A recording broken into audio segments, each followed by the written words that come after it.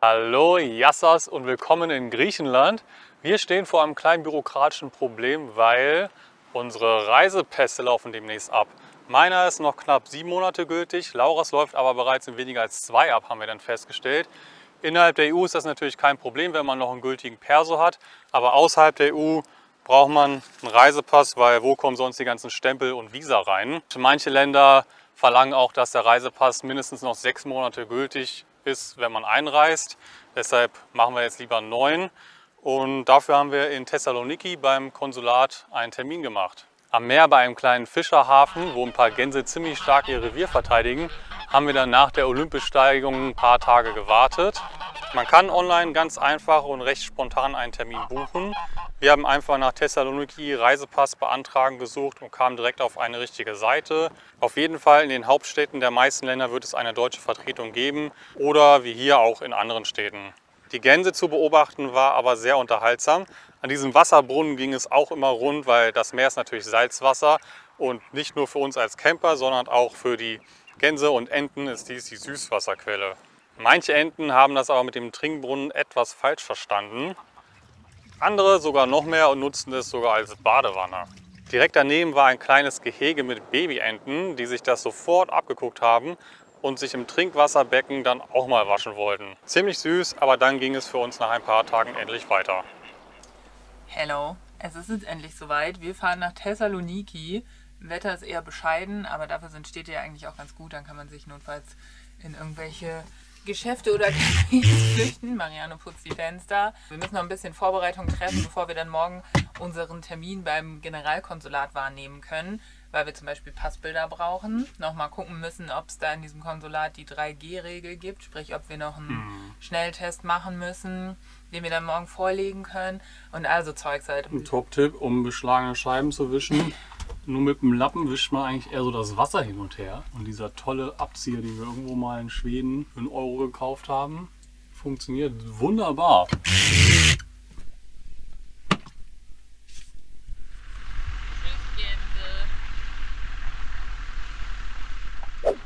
Man läuft ja immer, wenn man vloggt, ne? Wie du willst. Jetzt sind wir in Thessaloniki bei diesem Campingshop, wo wahrscheinlich schon viele Leute mal waren. Hier kann man nämlich stehen und das Problem mit Thessaloniki, so wie viele große Städte ist, dass irgendwie bei jedem dritten Parkplatz bei Park4Night steht halt, dass dort eingebrochen wird. Wenn wir meistens in so große Städte fahren, dann fahren wir mal auf den Campingplatz und dann vom Campingplatz in die Stadt. Aber in Griechenland gibt es ja irgendwie nicht so viele Campingplätze, aber halt diesen Campingshop hier, wo man kostenlos stehen kann. Man kann Wasser und alles benutzen, halt richtig geil. Sind wir ein bisschen Wi-Fi, sind wir ein bisschen überrascht drüber. Die könnten locker auch Geld dafür nehmen. Ja, wir waren ja in Schweden mal bei so einem, das war so eine Riesenhalle voll Campingwagen und Camping-Equipment. Und da musste man, keine Ahnung, 20 Euro oder 15 Euro irgendwas zahlen. Aber hier ist das kostenlos und jetzt laufen wir zum Bus und fahren dann in die Stadt. Und wann kommt der Bus? Das weiß ich nicht. Wissen wir nicht, ne? Auch das gehört zum wundervollen Leben im Van. Jetzt steigen wir bei so einem großen Busbahnhof bei Ikea um, aber wir haben keine Ahnung, wo der richtige Bus ist. Nirgendwo sind Schilder und die Information funktioniert auch nicht. Hallo, spricht jemand Englisch? Thessaloniki ist eine ganz schön große, laute Stadt. Wir laufen jetzt mal zu dem, was ist es, Konsulat? Das Generalkonsulat. Das Generalkonsulat. Wir sind uns unsicher, ob wir einen Covid-Test brauchen, um dann da reinzukommen. Deswegen wollen wir heute schon mal nachfragen. Nicht, dass wir dann da morgen stehen und nicht rein können.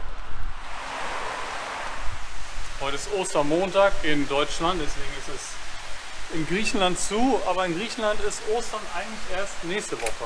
Wie auch im Internet beschrieben, stand jetzt an der Tür, dass man einen Impfnachweis zeigen muss. Aber wir sind uns unsicher, weil in Griechenland gilt ja nämlich nur 6 Monate, aber in Deutschland ja noch 9 Monate. Und welche Regel gilt jetzt da? Ja, müssen wir jetzt einen Schnelltest machen oder nicht? Aber ich glaube, wir machen das einfach, um sicher zu gehen. So, dann fahren wir jetzt mal weiter zum Hauptbahnhof, weil wir müssen natürlich auch Passbilder machen und wir hoffen, dass am Hauptbahnhof es dann so tolle Automaten gibt.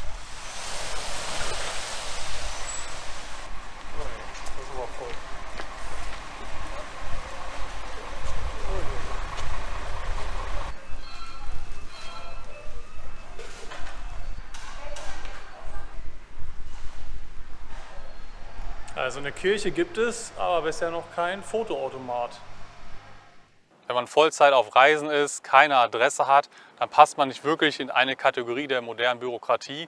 Deshalb sind Dinge wie behördliche Sachen beantragen, Postempfang oder auch sich impfen lassen oft sehr viel komplizierter. Wenn man sich wie wir in der Stadt dazu nicht auskennt, können selbst simple Erledigungen ziemlich aufwendig und anstrengend sein. So, eine Stunde später und noch eine Busfahrt. Jetzt sind wir jetzt ganz woanders, weil das haben wir auf Google Maps nach so Fotoservice-Läden gesucht. Und jetzt laufen wir zu einem hin. Mal schauen, ob der auf hat. Boah, wenn ich dann weine. Oh Gott. Etwas teurer als beim Automaten hatten wir nun endlich unsere Passbilder und es ist ja auch immer gut, kleine Geschäfte zu unterstützen. Völlig kaputt, weil das Wetter auch überhaupt nicht schön war, fuhren wir zurück. Richtig lustig, in diesem Bus liefen Anzeigen auf Deutsch. Anscheinend wurde der Bus vom Rhein-Neckar-Verband, wir schätzen mal dafür steht RNV, ausrangiert und fährt nun durch Thessaloniki. Nächste Haltestelle Berliner Platz, das war unser Stop. Also ja, ganz schöner Aufwand für irgendwie ein paar Passbilder und weiß gar nicht, was wir heute noch gemacht haben. Eigentlich gar nichts. Eigentlich ist wir viel Bus gefahren. Viel Bus gefahren.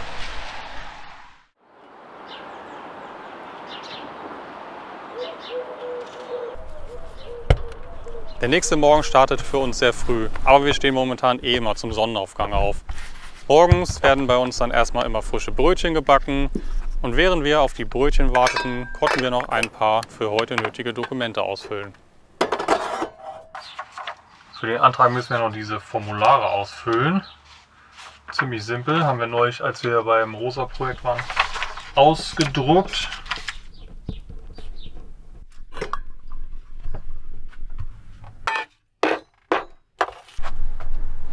Brötchen.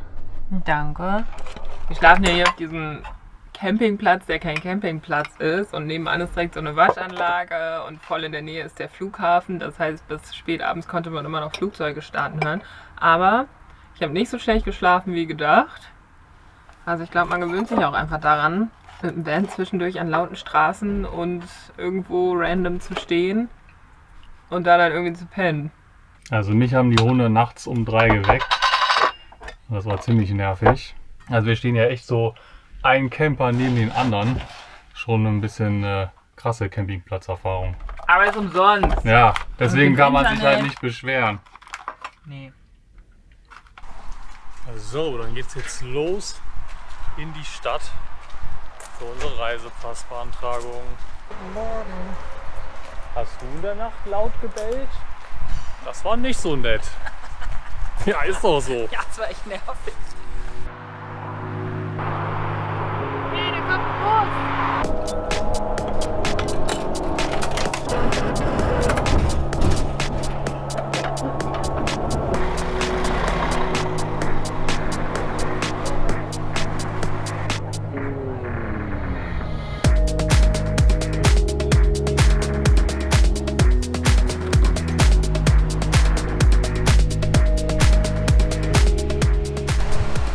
Wir sind jetzt ein bisschen früher zum Konsulat gegangen, um zu fragen, was für einen Impfpass man braucht, weil in Griechenland ist er ja nur 6 Monate gültig, in Deutschland aber 9. Was gilt denn jetzt bei einer deutschen Behörde in Griechenland? Ich habe ja gesagt, die griechischen Regeln. Deswegen habe ich gestern schon einen Rapid-Test gemacht und bin negativ. Ich habe keinen Test gemacht, weil ich dachte, ich frage erstmal. Und jetzt habe ich gefragt Und wer hatte recht? und dann hat er das gescannt und dann war ein grünes Häkchen. Wirklich jetzt? Ja. Haha. Das heißt, die umsonst dieses Ding in die Nase stecken lassen. Ja, naja, immerhin weiß ich, dass ich negativ bin. Und du kannst dann nachher irgendwo noch in ein Geschäft gehen. Ja, ich bin dann die zu Ikea deine Hotdogs kauft. Ja. Yeah. Jetzt haben wir aber noch 1,5 Stunden Zeit. Aber ist doch ganz schön. Die Sonne scheint ein bisschen, man kann da ins Meer. Generell wollen wir hier ein bisschen rumlaufen. Ja, da habe ich ja Glück, weil ich glaube, mein Zertifikat ist in 3 Tagen dann auch ungültig. In 2. In 2 Tagen Heute ist der dann. 19. und du hast dich am 21. impfen lassen. Ja, Glück gehabt. Ja, nur beim Abholen brauchst du dann einen Rapid-Test. Ach scheiße. Ja, stimmt. Toll.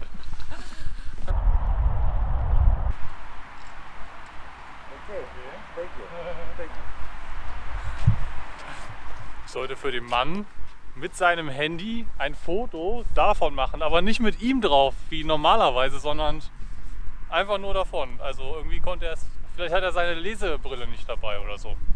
Sehr nett von dir. Ja. Wir haben ja keine Ahnung von Sehenswürdigkeiten in Thessaloniki. Hallo, ich ein bisschen. Dieser Turm, also es gibt so einen Turm. Was für ein Turm? Ja, da. Der Fernsehturm. Nein, geradezu. Ach, da Der so ein alter Burgturm. Turm. Und wir haben auf den Bushaltestellen, überall war so Plakate mit Thessaloniki und dann war da so ein Kunstwerk mit so Regenschirm am Wasser. Und das ist zufällig da vorne, deswegen laufen wir da mal hin.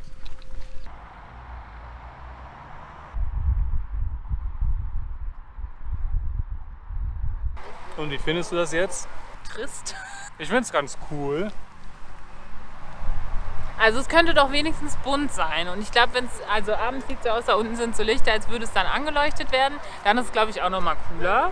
Wobei, an sich ist es auch ganz cool und es gibt mir so ein bisschen skandinavische Vibes. Also weil da ist ja auch immer viel geradlinig und auch mit diesem Holzboden so sehr Ist alles aus Metall. klare Linien und sehr minimalistisch. Und ja, es könnte, glaube ich, auch in Stockholm oder so stehen oder in Oslo, das passt so. Und diese Promenade gibt mir generell so ein bisschen das Gefühl von, wir können auch in Skandinavien sein, weil es halt so überhaupt nicht verspielt oder so ist, wie man das zum Beispiel Barcelona, da sind ja schon alleine die Laternenpfahle irgendwie so mit so Krönchen geschmückt und es ist alles sehr verspielt und hier ist es eher sehr minimalistisch. Ja. Nicht mal griechische Säulen gibt es hier. Stimmt. Wir machen jetzt nochmal die Pose vor, die man da machen muss. Wir, du. Ja, okay, dann ich.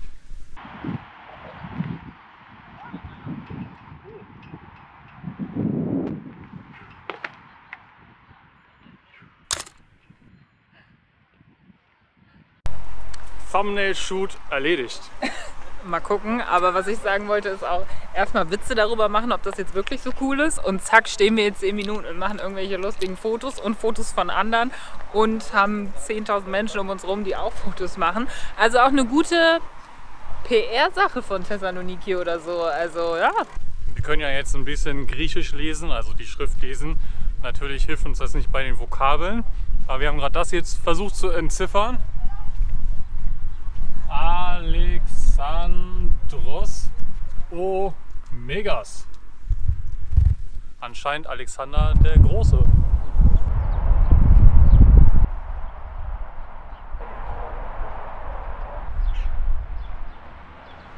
Also ich habe noch ein paar mehr Infos. Das ist der sogenannte Weiße Turm. Ist eher durch Zufall das Symbol von Thessaloniki geworden und war in den vergangenen Jahrhunderten alles Mögliche. Von irgendwie einem Platz für irgendwie Schätze bis zu einem Gefängnis, wo Leute dann ermordet wurden und so weiter oder hingerichtet wurden. Und heutzutage ist da drin eine Ausstellung zum Thema Thessaloniki, wie die Stadt sich entwickelt hat und so weiter. So, auf geht's nach Deutschland für einen neuen Reisepass. Natürlich konnten wir im Konsulat nicht filmen. Wir mussten sogar unsere Handys und alle Sachen am Eingang in so einem Schließfach hinterlegen. Drinnen war es echt wie in Deutschland. Alles dauert länger. Leute regen sich auf, also echt lustig. Aber die Sachbearbeiterin war sehr nett und hilfreich, also hat alles gut geklappt. Mission erfolgreich. Wir haben unsere neuen Pässe beantragt, aber es dauert wahrscheinlich länger, als wir dachten, weil dieses Expressverfahren irgendwie nicht funktioniert. Also sie hat gesagt, das würde sich nicht lohnen, dafür extra mehr zu bezahlen, wenn der Kurier erst letztens los ist und das jetzt dauert, bis es wieder nach, also weil die werden ja in Deutschland gedruckt. Ja. Und deswegen gibt es von ihr aus halt nicht so oft einen Kurier, der das nach Deutschland bringt. Toll. Aber sie hat Was für ein gesagt, Service. naja, aber sie hat gesagt, sie bemüht sich und hat bei mir trotzdem dringend drauf geschrieben und so. Also hoffen wir mal, dass das klappt. Ja. Also Aber so schnell wie möglich. Was 4 bis 6 Wochen. Oh Ja. je, was machen wir jetzt noch über einen Monat lang? Naja, wir werden schon was Cooles herausfinden. Vielleicht gehen wir noch mal auf den Olymp, wenn dann der Schnee weg ist. Das ist ja eigentlich richtig geil. Falls noch jemand Tipps hat für den Großraum Thessaloniki, Und Chalkidiki. die Region, dann gerne in die Kommentare, weil wir haben jetzt noch ein bisschen Zeit. Jetzt nach dem Amtgedöns gönnen wir uns erstmal ein gutes Mittagessen. Wir sind, glaube ich, hier so in der Studi-Uni-Gegend. Es gibt viele hippe, vegane Restaurants, Imbisse. Und jetzt gönnen wir uns erstmal so ein Gyros-Sandwich mit Pommes. Einmal. Das macht mich jetzt sehr glücklich, glaube ich. Also Soja-Gyros ist super, super knusprig, es ist richtig geil. Und der vegane Tzatziki haut mich auch vom Hocker. Yummy, das war lecker. Jetzt bummeln wir hier noch ein bisschen rum. Shopping-Tour.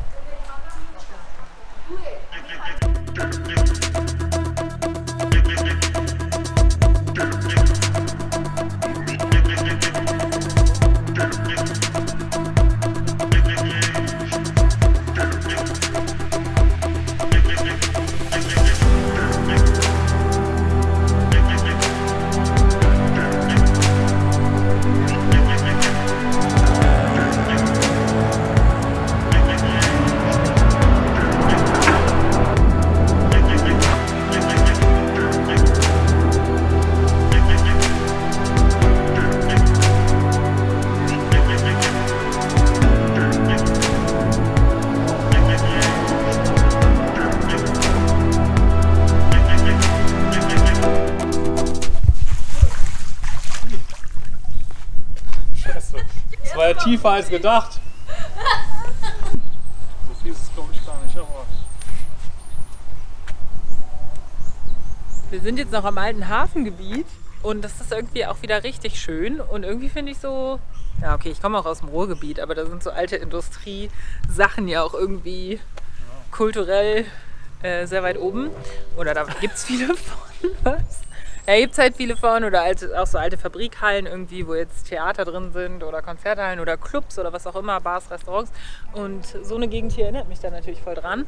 Und sowieso alles, was am Wasser ist, ist einfach immer richtig schön. Und deswegen finde ich Thessaloniki auch schon echt ganz cool, dass man halt so die Promenade quasi lang gehen kann am Wasser, aber es ist super viel Verkehr so. Also wenn man hier noch autofreie Innenstädte oder sowas machen würde oder irgendwie es schaffen würde, den Verkehr so ein bisschen zu entzerren, dann wäre es noch schöner. Und es ist auch so ein bisschen Hamburg-Feeling durch diesen tollen Hafenkran und die Containerschiffe und da hinten den Hafen. Das ist ganz schön hier so am Wasser. Ja, wir haben ja mal länger in Hamburg gewohnt, also auch nicht super lang, aber einmal. Wenn wir mal wieder in Hamburg sind, dann machen wir einen geilen Hamburg-Guide. Ja. Tschüss, Campingplatz, Campingshop. Wir fahren weiter. Und damit auch tschüss Thessaloniki bis in 4 bis 6 Wochen. Ich habe immer noch die Hoffnung, dass ein Wunder passiert und es schneller geht. Also ein Reisepass im Ausland beantragen funktioniert ziemlich gut. Es dauert natürlich sehr viel länger, als wenn man das in Deutschland machen würde. Und bis auf das nervige Busfahren hatten wir auch einen ziemlich guten Tag in Thessaloniki. Laut Lauras Schrittzähler sind wir irgendwie 17.000 Schritte gelaufen. Und ja, jetzt müssen wir mal schauen, was wir demnächst machen. Aber das sehen wir und ihr dann auch im nächsten Video. Also danke fürs Zuschauen, gebt uns einen Daumen nach oben, wenn es euch gefallen hat und bis zum nächsten Mal.